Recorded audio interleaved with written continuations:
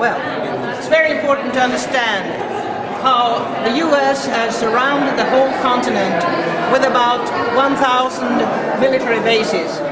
And not the military bases are also the raiders.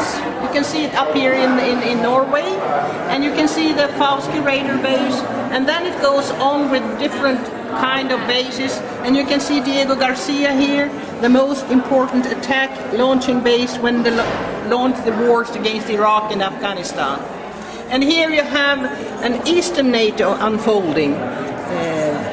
Here in Alaska, they have Eielson Air Force Base, and from there they launched a huge Air Force attack or exercise, and even Sweden was taking part in this exercise. It's Japan, it's South Korea, it's the NATO countries, it's Australia who are in the East NATO.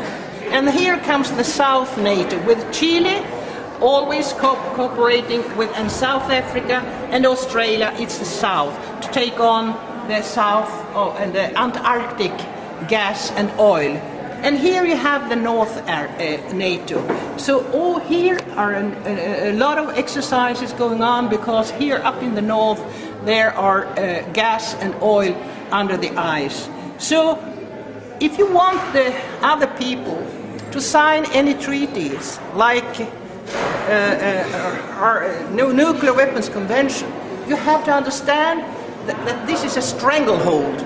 The US bases are strangling the whole continent and telling other people what to do and not to do. So I think NATO has gone global. The nuclear weapons are deployed on Trident submarine. 8 submarines are always on patrol all over the world. It's also a stranglehold. You have the Trident here. And another thing I think we should observe is that now US has signed an agreement with Colombia to build 7 new military bases in Colombia. And what is that for? Because they are really scared for the Venezuela and for Ecuador and for Bolivia, the leftist growing awareness. So US is not happy about that, so they have put these bases here. And the 4th Fleet is patrolling now around Latin America's coasts. So we have to be aware of the whole picture, and that all these bases, I'm finished soon. All these bases are for space war as well, like all those here. So you have to study this book, The Basis of Empire, and then you understand. And it's written by Catherine Lutz, a professor. So it's a very important book. Thank you very much.